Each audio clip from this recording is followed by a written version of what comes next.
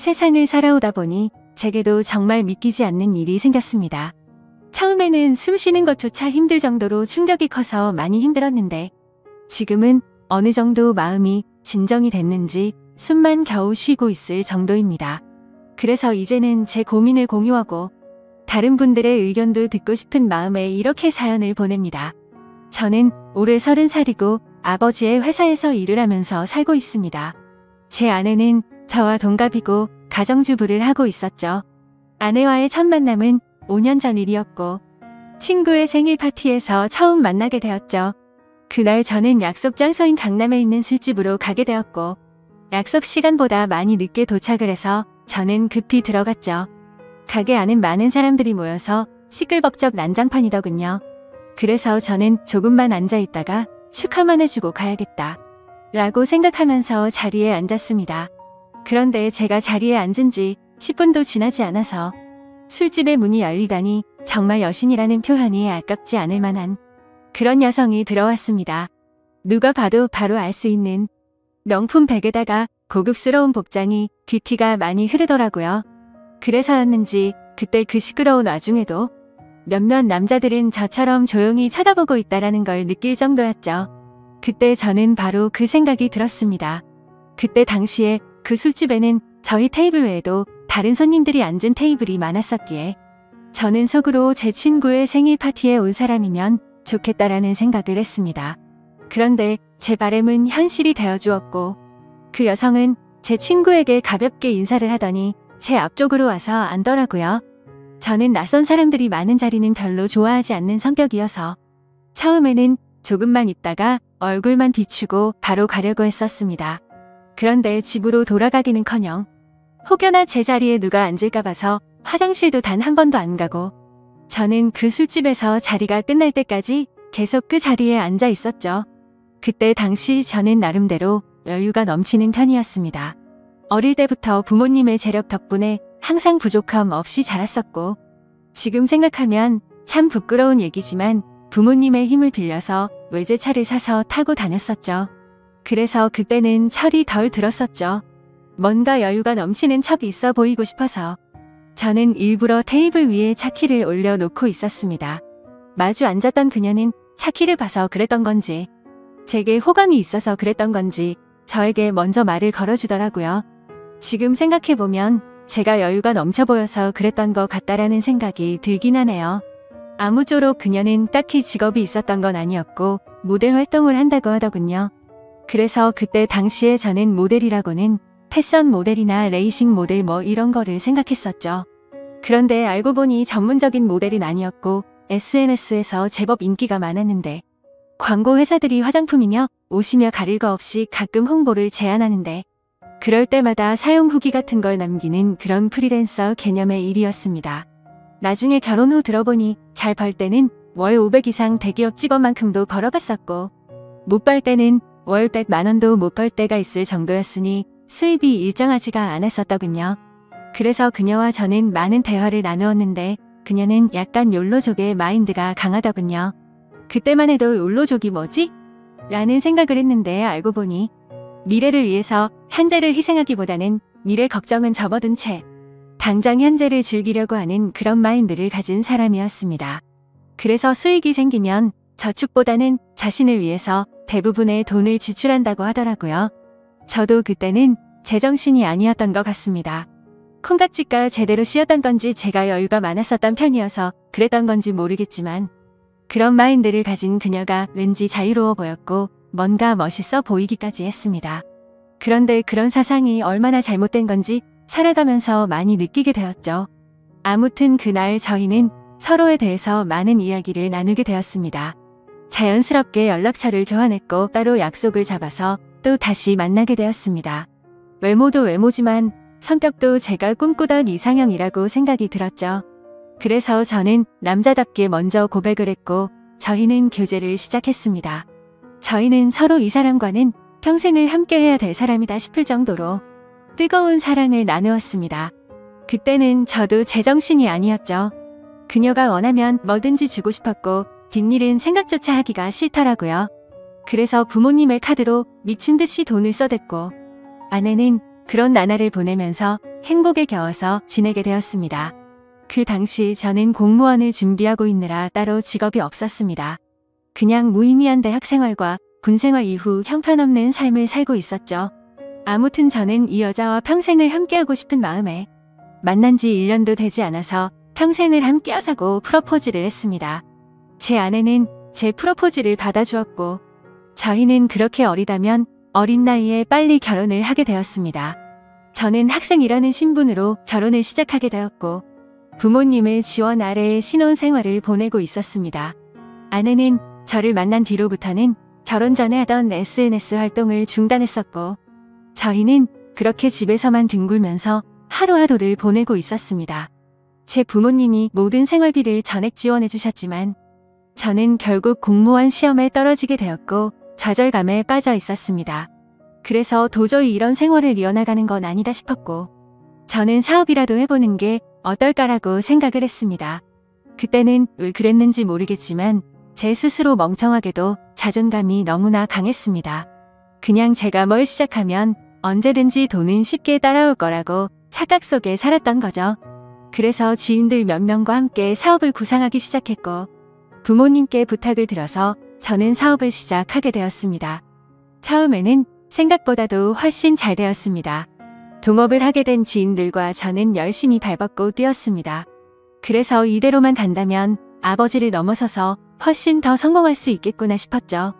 그런데 그런 달콤한 꿈도 잠시였습니다. 왜 사업을 할 때 절대로 동업을 하지 말라고 하는지 알겠더군요.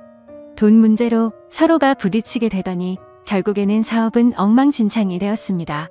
아무래도 입장이 다 달랐었죠. 누군가는 자금을 투자했고 누군가는 발로 뛰었고 그러다 보니 굳이 서로가 필요 없는 존재로 여기게 되었고 분열이 되었던 거죠. 결국 남보다 더 못한 사이가 되면서 서로가 각자 제 갈 길을 가게 되었고 엎친 데에 덮친 격으로 제가 했던 사업의 시장도 경쟁이 치열해졌습니다. 어떻게든 버티고 또 버텨봤지만 앞으로의 전망이 없다고 판단되어서 결국에는 사업을 포기하고 또 다시 백수의 길을 걷게 되었습니다. 그때부터는 점점 부모님 뵙기도 부끄러웠고 제 자신에 대한 자존감이 낮아질 대로 낮아졌습니다. 저는 신경이 날카로워졌고 그런 저를 걱정해 주시는 부모님과도 큰 싸움을 하게 되었습니다. 무슨 자신감인지 다 필요 없으니까 저한테 연락을 하지 말라고 하면서 부모님과 연락도 끊게 된 거죠. 부모님도 그때는 지칠 대로 지치셨는지 완강하셨습니다. 무엇보다도 아내는 그런 제게 엄청나게 불만을 가졌고 매일같이 짜증을 냈습니다. 지금 당장 우리 둘 다 수입이 없는데 그렇게 싸우면 우리 생활을 어떻게 하느냐고 말이죠. 그래서 저는 쓸데없는 자존심으로 내가 어떻게든 먹여 살릴 테니까 걱정하지 말라고 했고 그날부터 할 수 있는 일은 뭐든지 했습니다. 쓸 수 있는 게 몸뚱아리밖에 없다 보니 배달 대행도 해보고 대리기사도 뛰었습니다. 그렇게 1년 동안 겨우 입에 풀칠하면서 버텨갔지만 도저히 미래에 대한 비전이 안 보였습니다. 그래서 결국 저는 부모님께 사죄를 드리게 되었습니다. 그동안 실망시켜드린 죄스러운 마음을 보답하기 위해서 아버지 회사로 들어갔습니다. 아버지 회사는 동생이 대학을 포기한 채 사업을 돕고 있었고 동생이 그 사업을 이을 예정이었습니다. 저 또한 아버지의 뒤를 이을 생각으로 들어간 건 아니었고 그래도 하루 벌어 하루 먹고 사는 인생보다는 기술이라도 배우는 게 낫겠다 싶어서 들어가게 된 거였죠. 동생의 밑에서 일을 배워가며 했지만 기분이 나쁜 건 전혀 없었습니다. 1년 동안 더 뼈저리게 사회생활이 힘들다라는 걸 깨달은 덕분이었죠. 그래서 그동안 부모님 카드로 돈을 막무가내로 쓰던 지난해를 반성하게 됐고 오히려 그동안의 잘못을 뉘우치면서 저는 부모님의 신뢰를 얻기 위해 정말 열심히 살았습니다. 그렇게 하다 보니 좋은 결과들이 점차 뒤따라오기 시작하더라고요. 기존의 업체들보다 제법 규모가 큰 업체들이 운 좋게 거래처로 들어오게 되었습니다. 그 후 저의 출근 시간은 매일 새벽 6시가 되었고 퇴근은 저녁 10시 이후에 하는 생활이 이어졌습니다. 그런 생활이 이어지다 보니 자연스럽게 몸과 마음은 점점 힘이 들었죠. 하지만 과거 부모님 등쳐먹으면서 백수로 지낼 때보다는 훨씬 나았습니다. 항상 떳떳하지 못했던 제 자신이 이제서야 사람 취급받을 수 있겠구나 싶었고 제 스스로를 안도하면서 힘을 내고 있었죠. 이렇게 열심히 땀 흘려가면서 사는 게 맞구나 싶으면서 말이죠. 그때쯤에 아내는 휴대폰을 바꿔달라고 하더라고요. 그래서 저는 신규로 가입하는 게 저렴하길래 신규로 하나 사주었습니다. 제 아내는 연애 시절부터 그랬지만 항상 휴대폰을 손에서 놓지 않고 살았습니다. 여자들이 원래 핸드폰으로 이것저것 많이들 하니까 뭐 그러려니 했었죠. 그런데 힘들게 일하고 들어왔는데도 얼굴은 마주치지도 않고 대화할 틈 없이 매일같이 휴대폰만 보고 있는 게 못마땅하긴 했습니다. 그래도 예전처럼 돈도 펑펑 쓰게 못해주는데 그런 사소한 것까지 건들고 싶지는 않았습니다. 그렇게 힘든 하루하루를 보내고 있었는데 저는 최근에 업무가 과했던 건지 약간 몸에 무리가 오더라고요. 그래서 그날은 병원에 가서 검사를 받았고 영양제 주사를 맞고는 일찍 집으로 들어갔습니다. 그런데 집에 있어야 할 아내가 집에 없더라고요. 저는 아내에게 어디 갔냐고 연락을 했고 한참 동안 연락이 없었습니다. 평소에 항상 휴대폰을 분신처럼 끼고 사는 사람이 연락이 없으니까 뭐지 싶었죠. 그러다 저는 몸이 너무 좋지 않아서 저도 모르게 잠이 들었고 제가 연락을 한 지 거의 2시간이 지나서 아내에게서 답장이 와 있더라고요. 친정에 왔는데 잠깐 잠들었었다며 지금 집에 들어온다고 하더군요. 그래서 그때는 큰 의심 없이 그냥 그런가 보다 했습니다. 그러다 결국 사건이 터지고 말았습니다. 저는 병원을 다녀온 뒤로 무리하다가는 큰 일 생길 수도 있으니 주말에는 좀 쉬라고 하더군요. 그래서 모처럼 주말에 아내와 초저녁부터 외식을 하면서 술을 한잔하고 있었죠. 그렇게 한창 술을 마시다 아내는 화장실에 갔고 아내 가방에서 카톡 소리가 나더라고요. 저희는 연애할 때부터 서로의 휴대폰을 보지 않기로 약속했었는데 갑자기 무슨 생각인지 저도 모르게 아내 휴대폰을 집어들어서 보게 됐습니다. 휴대폰은 잠금 상태가 되어 있었고 얼마 전에 아내 휴대폰을 사주면서 제가 등록해두었던 패턴으로 풀어봤습니다. 아직 패턴을 바꾸지 않았는지 바로 풀리더라고요. 근데 카톡 내용을 보니 나와라고 와 있었습니다. 저는 그 메시지를 보는 순간 이건 뭐지 싶었죠. 누가 유부녀인 아내에게 이따위로 말을 하나 싶었고 기분이 더러웠습니다. 그래서 상대방의 카톡 프로필을 보니 50대 정도 되어 보이는 남자의 사진이더군요. 그때부터 뭔가 의심이 됐고 급속도로 분노가 치밀어 오르더라고요. 그래서 그 남자에게 곧장 전화를 했습니다. 그 많은 사람이 있는 곳에서 소리를 질렀습니다. 나의 지 남편인데 네가 뭔데 나오라 말하고 이따위 카톡을 보내냐며 욕을 했습니다. 그러자 상대방은 말을 더듬더라고요. 죄송합니다. 앞으로 다시는 연락 안 할게요. 정말 죄송합니다 이러더군요. 그래서 저는 뭐가 죄송하냐고 계속해서 추궁을 했죠. 근데 몇 분 동안이나 그 정신 나간 놈은 죄송합니다 라고만 할 뿐 제가 묻는 말에는 하나도 대답을 안 하더라고요. 그때부터는 더 이상 의심이 아니라 확신이 되었습니다. 아내는 잠시 후에 자리로 돌아왔고 저는 아내의 휴대폰을 들고 있었습니다. 그 모습을 보고 아내는 곧바로 왜 남의 휴대폰 함부로 들고 있냐면서 짜증부터 내더라고요. 저는 헛웃음이 났고 아내에게 물었습니다. 뭐 숨기는 거 있냐고. 도대체 왜 그렇게 화들짝 놀라면서 화내냐고 물었죠. 아내는 휴대폰을 가져가서 자신에게 온 카톡 내용을 봤는지 잠시 생각하더니 말하더군요. 설마 오해하는 건 아니지? 라며 예전에 광고 의뢰하셨었던 사장님인데 연락이 온 거라고 하더라고요. 그래서 저는 너는 아는 사람한테 문자를 그따위로 보내는 사람 봤냐고 물었습니다. 그러자 아내는 그러게 이 사람 제정신이 아닌가 본데? 라며 시치미를 떼더군요. 저는 말했습니다. 내가 이미 그 사람한테 전화했고 그 사람이 다 인정하고 사과까지 했는데 끝까지 거짓말하려고 하냐고 말했습니다. 외도를 했다고 듣지는 않았지만 일부러 아내를 떠보려고 그렇게 말해봤습니다. 그러자 아내는 통화 내역을 확인하더니 조용히 있다가 미안하다고 하더라고요. 제발 그 말이 나오지 않기를 바랬습니다. 그냥 단순한 착각이길 바랬고 그 대답을 듣는 순간 피가 거꾸로 솟더라고요. 이게 미안하다고 될 일이냐고 말했고 그동안 있었던 일에 대해서 솔직하게 말하라고 했습니다. 지금부터 거짓말 하나라도 하면 연락 온 그놈 당장 찾아가서 다 엎어버리고 네가 한 짓도 너희 친정에 가서 다 말한다고 했죠. 그러자 아내는 그동안 있었던 사실을 말했습니다. 아내도 처음부터 이러고 싶지 않았답니다. 제가 배달 대행의 대리기사까지 하면서 한창 힘들게 지내던 때 자신도 도움이 되고 싶은 마음에 다시 SNS를 시작하게 되었다고 하더군요. 그런데 한참을 쉬어서 그런지 예전처럼 광고가 들어오지 않았고 이 남자에게서 메시지가 왔다고 하더라고요. 그냥 딸을 잃어서 너무 그리워서 그런데 만나서 밥만 먹어줄 수 없겠냐며 부탁을 들어주면 30만 원을 준다고 했다더군요.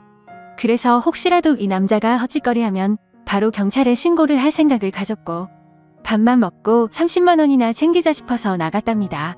그런데 그 사람은 아주 젠틀했고 약속대로 밥만 먹었는데도 30만 원을 줬답니다. 그렇게 만남을 몇 번 더 이어가다 보니 지금까지 연락을 주고 받았다고 말하더군요. 저는 단도직입적으로 물었습니다. 그래서 어디까지 간 거냐고 물었죠. 아내는 엄청 놀라면서 절대로 그러지 않았다고 하더라고요. 저는 또 아내를 떠봤습니다. 제발 아니길 바라는 마음으로요. 너 지금 또 거짓말하냐고 그 남자한테 이미 다 들었다고 하니까. 아내는 갑자기 눈물을 흘리면서 진짜 미안하다면서 당신이 너무 힘들어 보여서 그랬다네요. 그런 모습을 보니 숨이 막혔고 어디서부터 어떻게 잘못된 건지 머리가 띵하더라고요. 그때부터는 저도 미친 듯이 말을 내뱉었습니다. 네가 이따위로 내 뒤통수를 치냐며. 내가 힘들어서 그랬던 거면 여지껏 그 더러운 돈 받은 거 어디 갔냐고 했습니다. 아무 대답도 없더라고요. 도저히 이해가 되지 않았습니다. 제가 힘들어 보여서 그랬다더니 그 더러운 돈으로 뭘 했을지 뻔히 보였죠. 저는 도저히 그 자리에서 같이 얼굴을 마주할 자신이 없어서 일단 집으로 꺼지라고 하고는 저는 그 자리를 떴습니다. 그날 이후로 저는 밥은 하루에 한 끼도 제대로 먹지도 못하고 억지로 먹어도 심각한 스트레스 때문인지 전부 토하게 되었습니다. 며칠이 지나서 아내를 불렀습니다. 아내는 별로 힘든 것도 없었는지 별로 달라진 모습이 없더군요. 제 모습을 보자마자 왜 이렇게 말랐냐면서 자신이 정말 미안하다고 하더라고요. 저는 아내에게 말했습니다. 너는 돈이 그렇게 좋냐고. 내가 잠깐 힘들게 하니까. 그새를 못 참고 그렇게 곧바로 다른 남자한테 붙어 먹으면서 그 더러운 돈으로 네가 사고 싶은 거 사면서 좋았냐고 했습니다. 그러자 마음이 너무 많이 불편했답니다. 근데 여자한테 필수적으로 필요한 화장품이며 여성용품을 샀고 사치를 부리지 않았다면서 핑계를 대더라고요. 제가 나름대로 1년 동안 열심히 일해가면서 벌어다 준 돈은 돈이 아닌가요? 저는 그동안 내가 집에 넣어준 생활비는 어디다 썼냐고 거짓말하지 말라고 했습니다. 아내는 사실 친정에서 돈이 필요하다고 해서 거기다가 생활비를 보내줬다고 하더군요. 진짜 너무 어이가 없고 기가 막혔습니다. 아내와 제가 결혼을 할 때 돈 한 푼도 보태지 않았던 친정이고 제 부모님과 다투고 밥 사 먹을 돈도 없어서 도움을 청했을 때 매정하게 거절했던 장인 장모였습니다. 근데 그런 인간들한테 제가 피 땀 흘려 번 돈을 보냈다고 하네요. 이 말을 아내에게 하면서 네가 도대체 생각이 있냐고 물었습니다. 그러자 그럼 어떻게 하냐며. 아무리 그래도 부모님이 힘들다고 하는데 어쩔 수 없었답니다. 도대체 뭘 어쩔 수가 없다는 거죠? 제가 돈 10원도 못 벌어온 것도 아니고 충분히 먹고 사는데 문제는 없었는데 그 돈을 홀라당 친정에 보내주고는 화장품이며 여성용품 사려고 돈 많은 남자한테 붙어 먹었다는 걸 어떻게 이해해야 하죠? 솔직히 아내의 친정도 심각한 문제입니다. 저희 집에만 매달려서 돈 한 푼도 없이 딸을 시집 보낸 것도 모자라서 제가 아내 모르게 돈을 빌려준 돈도 꽤 많습니다. 그때 당시에는 제가 사랑하는 아내의 식구들이었고 당장 너무 힘들다고 하는데 어쩔 도리가 없었죠. 그렇게 한 번만, 또 한 번만, 마지막으로 한 번만 이런 식으로 보내준 금액만 5천만 원이 넘습니다. 막상 아내의 얼굴을 마주하고 있으면 마음이 또 약해지는 것 같기도 하고 이런 제 자신이 정말 저도 답답하고 화가 납니다. 남들이 이런 고민을 갖고 있으면 남자가 진짜 바보 같은 놈이구나 했을 겁니다. 그런데 막상 제게 이런 일이 생겨버리니 아닌 걸 알면서도 단호하게 내쳐지지가 않네요. 아내는 계속 울고 불며 미안하다고 절대로 두 번 다시는 이런 일 없을 거라고 믿어달라면서 빌고 있는 상황입니다. 저는 이게 돌이킬 수 없는 일이기에 아내가 너무 천박하다는 생각을 하면서도 어떻게 해야 할지 도저히 모르겠습니다. 제가 아내를 믿어준다고 하더라도 아내가 그 늙은 남자와 있었던 상상들을 계속해서 하게 될 텐데 이 만남이 유지될 수가 있을까요? 정말 어떻게 이렇게 한순간에 처참하게 모든 게 무너져 내릴 수 있는지 제게 닥친 가혹한 현실이 너무 힘이 드네요. 인생이란 참 어렵고 힘든 것 같습니다. 이런 걸 고민이라고 사연을 올리는 제가 멍청한 거 저도 잘 알지만 욕보다는 현명한 말씀을 부탁드리겠습니다. 감사합니다.